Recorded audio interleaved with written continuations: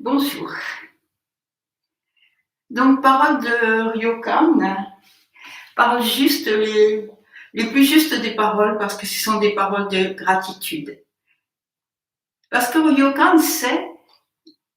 il sait dans son corps, il sait quand il marche dans les villages, il sait quand il marche dans la montagne, il sait dans les nuits froides et il sait dans les jours de pluie aussi.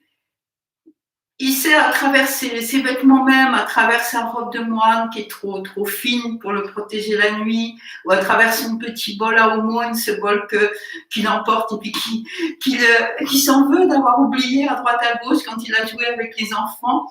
Et il sait dans son cœur, je dirais, il sait par l'amour qu'il porte à tout ce qui l'entoure et aux fleurs de son jardin, à l'arbre qu'il laisse passer à travers sa maison, mais aussi à toutes les personnes qu'il rencontre, les enfants avec qui il joue, les prostituées avec leurs vêtements brillants et dont il connaît déjà la fin triste et la compassion qu'il éprouve pour elle, et puis la compassion qu'il éprouve et l'amour pour tous ces enfants qui sont morts en hiver pendant une épidémie de variole, et puis pour tous ceux qu'il rencontre.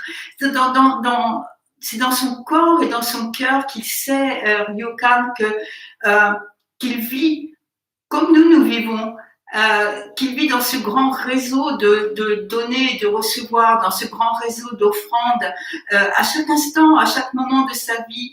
Et en fait, il le sait tellement, je veux dire, c'est être un avec. Voilà, et c'est tellement en lui, comme dirait Maître Dogen, jusqu'à la moelle des os, c'est tellement en lui qu'il le sait concrètement, qu'il le sait immédiatement. Voilà, c'est comme ça, immédiatement, sans avoir besoin comment dire, c'est pas un fonctionnement intellectuel, c'est là-dedans qu'il vit, c'est là-dedans que nous vivons.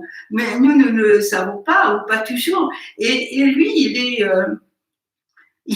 un avec ce fait d'être un, si je peux dire de façon un peu maladroite. Voilà, c'est complètement lui, c'est dans son corps, c'est dans son cœur. Et du coup, il va l'exprimer d'une façon tellement simple et naturelle qu'il me semble qu'on a besoin, en quelque sorte, pour nous qui sommes pas là où il est, justement, qui sommes un petit peu derrière lui, on a besoin de déplier, en quelque sorte, ses poèmes. J'aime bien cette image de déplier, parce que ça me fait toujours penser à un éventail.